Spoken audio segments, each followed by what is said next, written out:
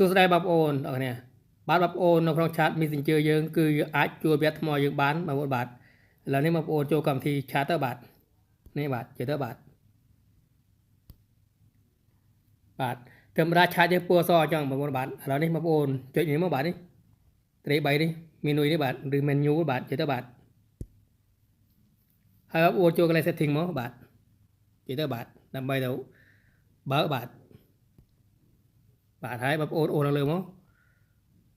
បងប្អូនរកពាក្យថា dark mode នេះបាទនេះ dark mode នេះបាទជឿទៅបាទធម្មតាឆាតយើងពណ៌សអញ្ចឹងមិនទេបាទពណ៌សអញ្ចឹងបាទកន្លែងបើនេះទៅពណ៌ខ្មៅបងបាទពណ៌ខ្មៅដើម្បីជួបញាក់ថ្មយើងបាទប៉ុណ្ណឹងគឺរួចរាល់ហើយបងប្អូនរួចរាល់ហើយបាទគឺបងប្អូនថយទៅបាទ